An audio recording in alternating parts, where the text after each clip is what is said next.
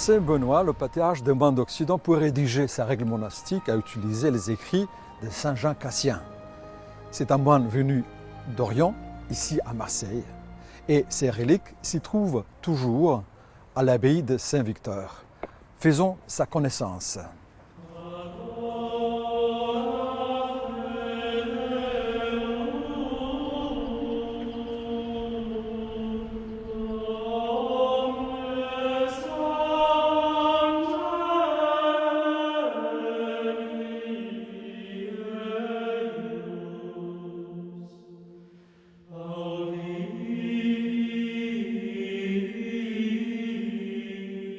Du chapitre 73 de la règle de saint Benoît. Est-il en effet une page ou une parole divinement inspirée de l'Ancien et du Nouveau Testament qui ne soit pour la vie humaine la plus droite des règles? Ou bien est-il un livre des saints-pères catholiques qui ne nous fasse entendre un appel à courir tout droit jusqu'à notre Créateur? Et encore, les conférences des pères, leurs institutions et leur vie, ainsi que la règle de notre Père Saint Basile, que sont-elles, sinon des leçons de vertu pour les bons moines qui vivent dans l'obéissance? Ici, quand saint Benoît parle des conférences, en fait, il parle de Jean Cassien, des conférences et des institutions de Cassien, qui sont une des sources principales de la règle de saint Benoît.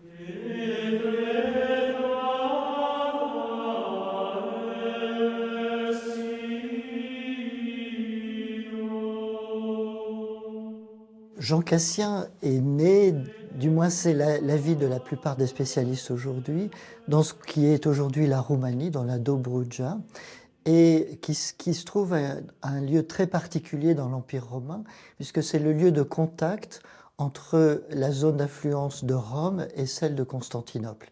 Et donc c'est un lieu essentiel où on parle à la fois le grec et le latin, et ça explique aussi la richesse de son œuvre, parce que c'est une œuvre qui est à la fois profondément enracinée dans la culture grecque, et en même temps qui a une connaissance de la culture latine. Il naît dans une famille aisée. Apparemment, il a une éducation extrêmement complète. D'autre part, il se situe dans une période où le christianisme s'officialise, ce qui, d'une certaine façon, comporte un certain danger, c'est-à-dire que beaucoup de gens vont rentrer dans l'Église par opportunisme. On peut dire que le monachisme est un peu une réaction devant cet aspect nouveau de l'Église, car le but du monachisme n'est rien d'autre que la mise en pratique de l'Évangile. Cette radicalité du message chrétien va séduire pas mal de jeunes et qui vont vouloir en quelque sorte gagner les grands centres monastiques. Et en particulier, à l'époque, c'est au Moyen-Orient que ça se passe, c'est-à-dire dans la région de Syrie-Palestine et surtout en Égypte.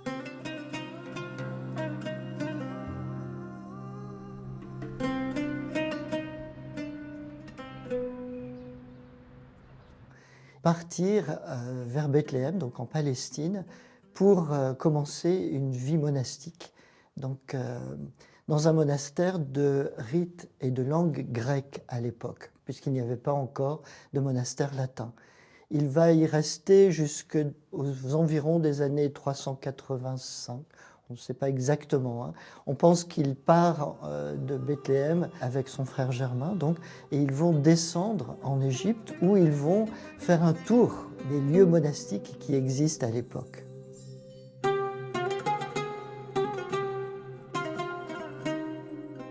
Le monachisme égyptien est en fait déjà un monachisme très diversifié à l'époque.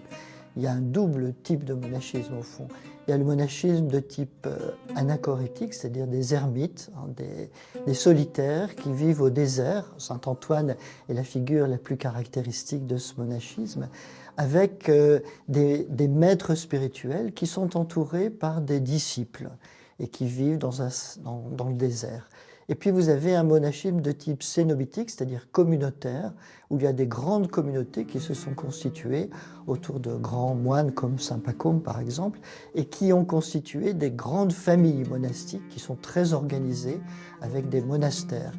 Et Cassien va donc surtout s'intéresser au monachisme érémitique.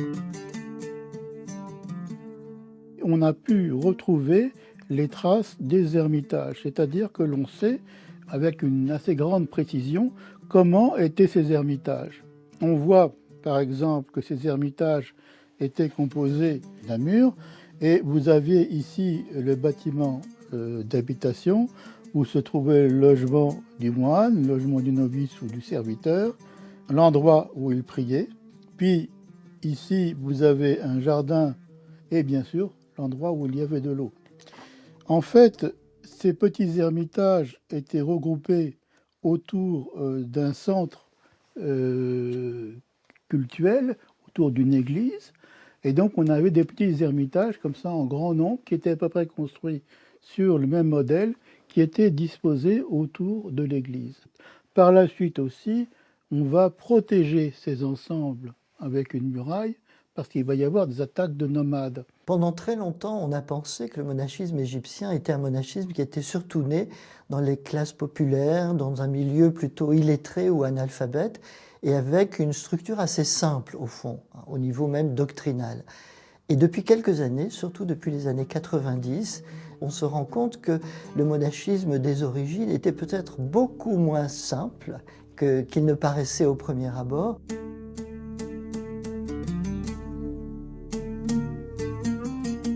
Il y a chez tous ces moines l'importance qui est donnée à l'écriture. C'est-à-dire qu'il y a un sens spirituel qui se dégage des textes de l'écriture, mais que ce sens spirituel n'est pas donné immédiatement. Il nécessite un effort de réflexion, de méditation et un effort de purification. Par ailleurs, deuxième chose très importante, c'est que le problème qui était posé auparavant par les moines de Syrie qui avaient tendance à séparer le travail manuel de la prière, il y avait ceux qui travaillaient et il y avait ceux qui priaient. Dans le monachisme égyptien, on va lier travail et prière. C'est-à-dire qu'on va faire un travail très simple, on va prendre des bottes de papyrus que l'on va tresser, on va en faire des corbeilles, on va faire des cordes, on va faire des sandales, etc. En même temps, le moine peut se consacrer à la prière. Et cette prière sera généralement très simple, mais fréquente, dira saint Jean Cassien.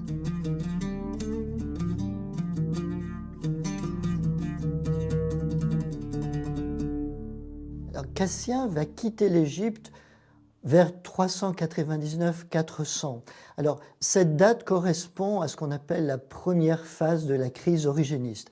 Alors, c'est une crise qui est déclenchée par deux lettres de Théophile, qui est patriarche d'Alexandrie de l'époque. Alors, la première lettre, c'est contre les anthropomorphites, c'est-à-dire ceux qui se font une image de Dieu, une image corporelle de Dieu. Et puis après, il va écrire une seconde lettre contre les moines origénistes. Et à ce moment-là, les moines origénistes vont devoir quitter le désert d'Égypte. Alors, est-ce que Cassien est parti avec ce groupe ou un tout petit peu avant? On ne le sait pas exactement. Mais on le retrouve de toute façon vers 400 à Constantinople avec son frère Germain. Germain est ordonné prêtre par Jean Chrysostome. Et puis Cassien est ordonné diacre.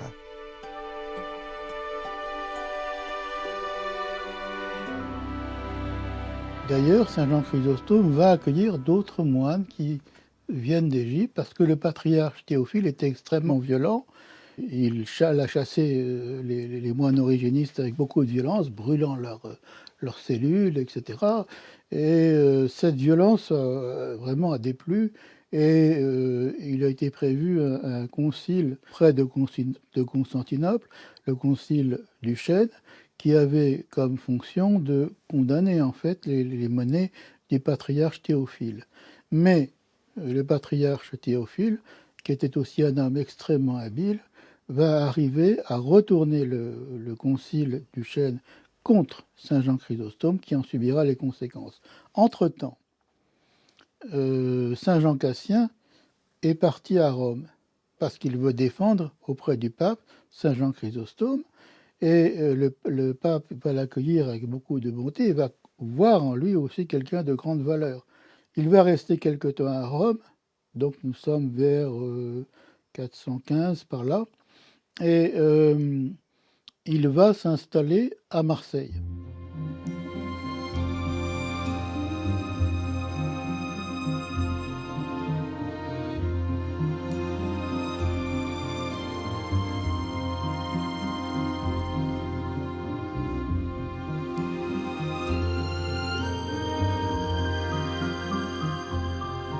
Quand Cassien arrive à Marseille vers 416 sans doute, c'est dans une des villes importantes de Méditerranée qu'il débarque. Et une ville qui est l'allié de Rome pendant toute la période qui va jusqu'au début de notre ère et qui est prise en 49 avant notre ère par César qui a mis le siège devant la ville et qui s'est heurté au rempart que l'on aperçoit derrière moi.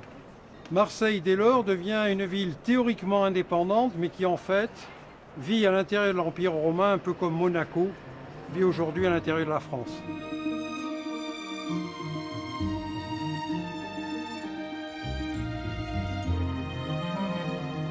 Marseille reste un port extrêmement actif où arrivent toutes les épices de l'Orient, tous les commerces de la Méditerranée, mais aussi un paysage assez varié.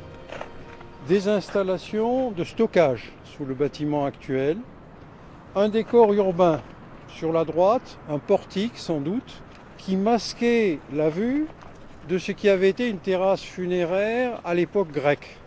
Car hors les murs, c'est l'espace des morts, en même temps que l'espace du commerce dans l'Antiquité. C'est donc ce paysage-là qu'il faut imaginer, et qui est un paysage évidemment qui est dominé par la porte d'accès à la ville. La porte d'accès à la ville, qui est ici reconstituée de façon idéale, mais très précise, elle devait ressembler d'assez près à ce qui est là, et ça permet de mesurer quelle masse elle était. Et de fait, les dalles sur lesquelles nous marchons sont des dalles qui étaient encore en fonction au 5e siècle de notre ère.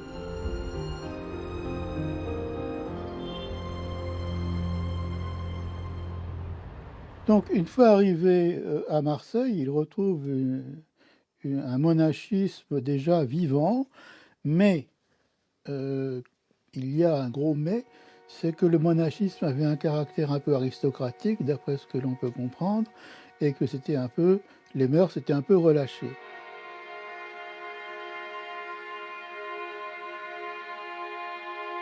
Saint Jean Cassien, devant un tel état de fait, veut promouvoir un monachisme plus proche de la tradition monastique, mais en même temps, il sait qu'il n'y a pas en Gaule de père spirituel, qu'il n'y a pas de relais en quelque sorte, qui pourrait l'aider pour installer ce monachisme, et il va écrire donc ses ouvrages, les institutions cénobitiques, puis les conférences, première partie des conférences. Il veut faire jouer à ses ouvrages un peu le rôle de père spirituel. Cassien réagit un petit peu contre ce type de monachisme un peu de luxe, si on pourrait dire, hein, où des gens, au fond, vivent de leur rente, et où il va introduire, au fond, une grande importance du travail, de la pauvreté vécue et d'un partage communautaire.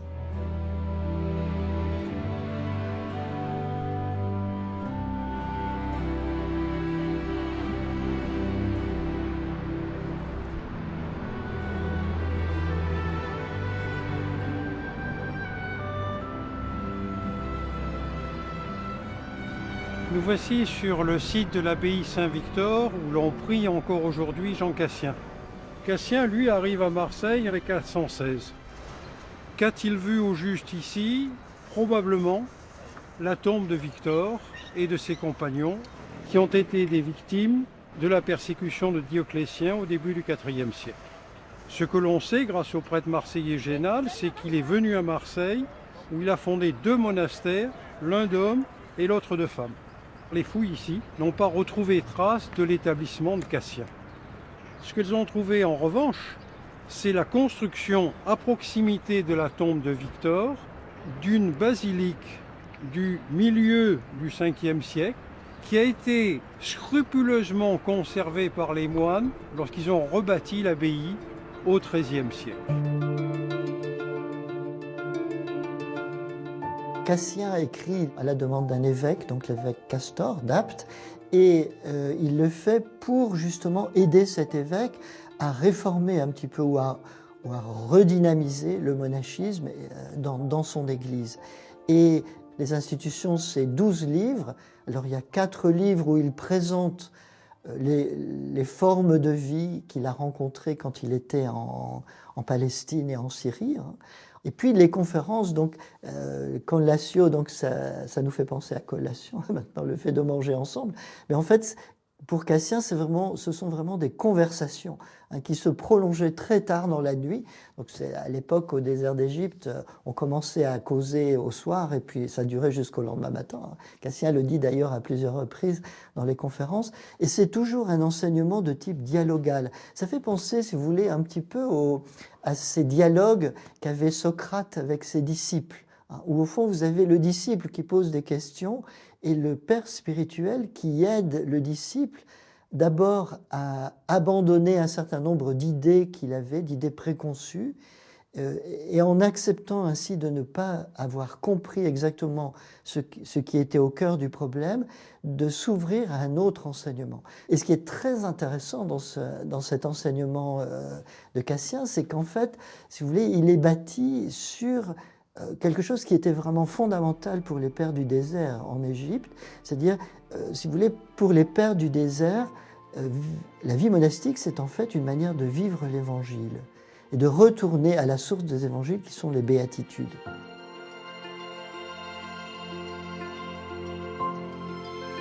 Il explique que pour arriver au royaume des cieux, il faut acquérir le cœur pur. Donc cette notion de cœur pur, de puritas cordis, qui est au centre de sa spiritualité, pour lui est fondamentale. Sans cette purification, sans cette acquisition du cœur pur, on ne peut pas progresser plus loin. C'est quasiment une reprise de la parole de l'Évangile. Bienheureux les cœurs purs, car ils verront Dieu. Voir Dieu, n'est-ce pas, dans ses énergies, dans ses manifestations, c'est le but de tout cela. En fait, c'est le but de la vie chrétienne.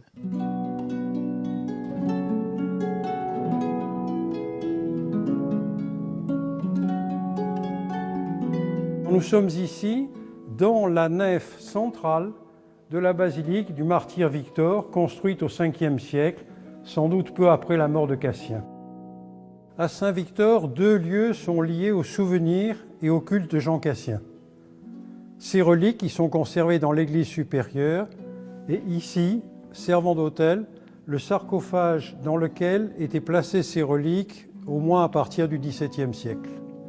La nef centrale se trouve ici et à gauche se trouve la nef latérale qui a encore conservé intégralement son aspect initial avec son décor de stuc, ses voûtes d'arêtes et puis le petit boyau tracé plus tard au XVIIe siècle mais qui permet d'entrevoir l'espace même où se trouvait le martyr Victor.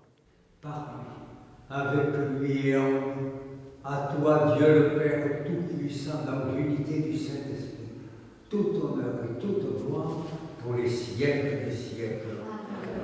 Le lieu attire beaucoup de monde.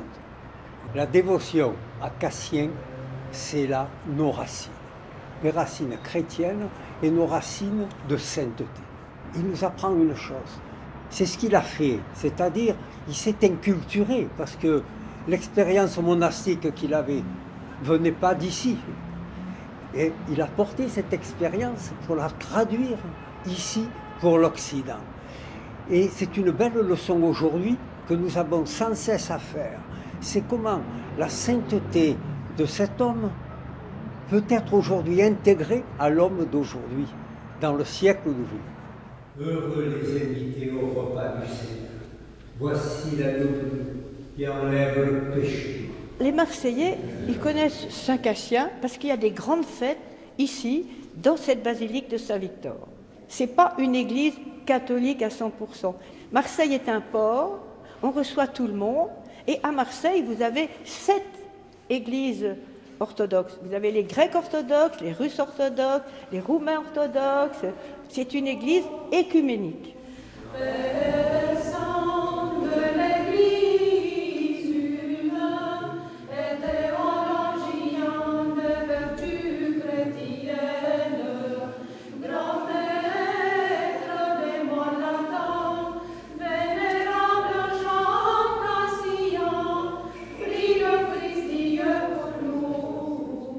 La terre de Provence est une terre de sainteté, en tout cas attestée à partir du 3e, 4e siècle, assez sensiblement. Je n'aurai pas la liste de tous les saints que nous vénérons, mais qui par définition sont des saints communs à toute la chrétienté, c'est-à-dire à l'époque où il n'y avait pas d'orthodoxes et de catholiques ou de protestants.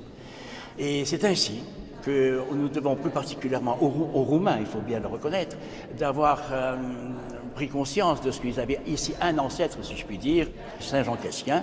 Et donc c'est eux qui ont pu initier la vénération de Saint Jean Cassien, en plus particulièrement pour son jour, le jour de sa commémoration, qui donc a été fixé dans l'Église orthodoxe le 29 février.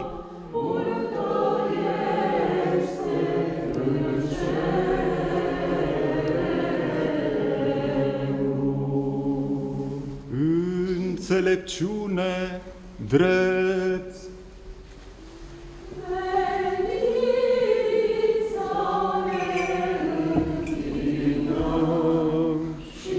Là, nous allons concélébrer Divine Liturgie, roumain, russe devenus français d'ailleurs aussi certains, grecs, et peut-être d'autres vont encore s'associer. C'est une très grande joie et c'est une prise de conscience de la nécessité de nous réunir pour témoigner tous ensemble de notre Christ ressuscité, non seulement entre orthodoxes, mais étant ici à Marseille et dans cette crypte tout à fait extraordinaire, mais qui aujourd'hui est une crypte qui relève donc de l'Église catholique. C'est donc une occasion de reconnaissance mutuelle de tous les chrétiens, ce qui me paraît très important. Cette ville pour toute ville et toute contrée, pour ceux qui demeurent dans la foi, prions le Seigneur. Cette basilique, ce lieu saint du 1er siècle, du début de la chrétienté, pour nous c'est un lieu saint. Et c'est un lieu que tout le monde reconnaît comme un lieu de l'union des chrétiens pendant 1000 ans. Un lieu de la France chrétienne, puisque la France a été chrétienne et orthodoxe pendant 1000 ans. Voilà. Et donc nous sommes particulièrement reconnaissants et nous aimons beaucoup venir ici.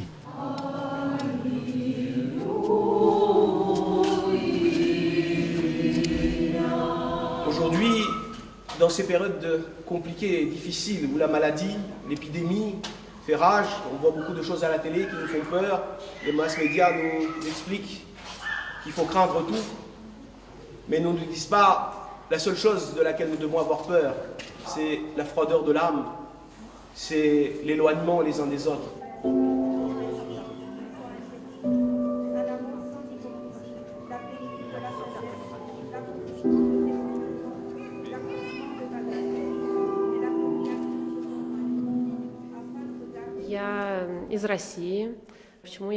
Je viens de Russie. Pourquoi je suis venue aujourd'hui à cette liturgie ? Dès mon arrivée à Marseille, j'ai été émerveillée par cette abbaye. Et j'ai commencé à y venir sans être croyante. Et tout simplement, je me sentais bien ici. Désormais, je pense que ce sera un lieu où je vais venir plus souvent, car je sens la réponse à mes prières.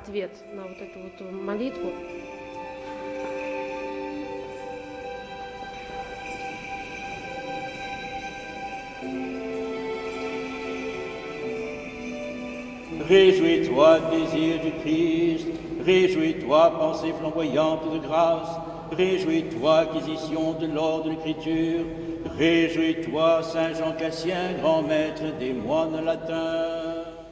Réjouis-toi, Saint Jean Cassien, grand maître des moines latins. Je connais Saint Jean Cassien depuis longtemps. Je pense que pour les moines, comme pour tous les fidèles, son enseignement est un vrai guide spirituel de la vie chrétienne. Je me rappelle comment j'ai découvert sa vie et ses œuvres. Pour moi qui ai lu sa vie, c'est comme un rêve de me retrouver ici, dans ce lieu marqué par l'exploit, les prières et la vertu de ce grand saint. Avec Ansel, tu es parti avec Germain dans les ermitages d'Égypte, à la recherche de saints solitaires, et communiant au mystère de leur vie cachée en Dieu avec le Christ. Vous avez gardé leurs paroles dans vos cœurs en chantant avec joie. Alléluia.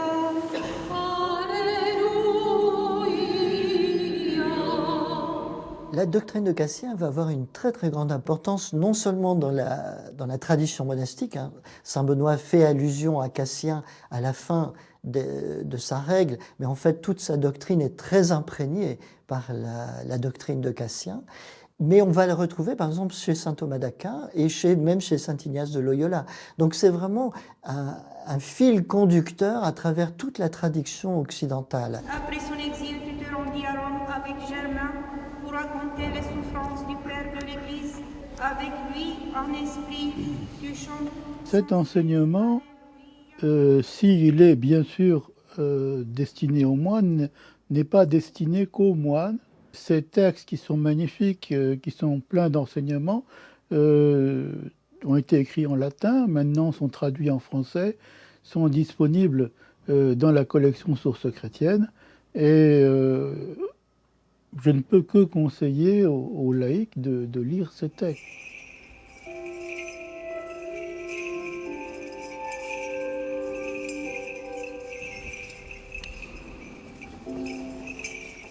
Il est un véritable pont entre l'Orient et l'Occident. Il est vraiment exemplaire. On pourrait parler d'un pré-écuménisme. Alors, pourquoi pré-écuménisme? Ce n'est pas un véritable écuménisme, parce qu'il n'y a pas de division à cette époque-là. Il y a une unité de l'Église, mais une unité dans la diversité.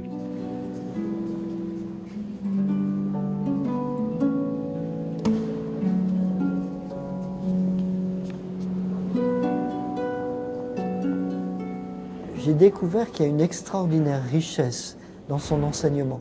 Parce qu'en fait, Cassien est un exemple typique de cette synthèse des pères des premiers siècles, où on a à la fois le lien très très fort entre la vérité, la bonté et la beauté. C'est-à-dire que pour Cassien, c'est dans la mesure où vous avez une foi orthodoxe, c'est-à-dire une foi vraie, une foi juste, que vous pouvez vivre une vie qui conduit à un véritable bonheur, et que ce bonheur vous permet une expérience authentique de Dieu. Et je crois que c'est vraiment, pour le monde d'aujourd'hui, c'est un enseignement essentiel. Je pense qu'on a besoin de redécouvrir ce lien qui existe entre une foi authentique, une manière juste de vivre et une beauté de l'expérience humaine qui conduit à l'expérience de Dieu.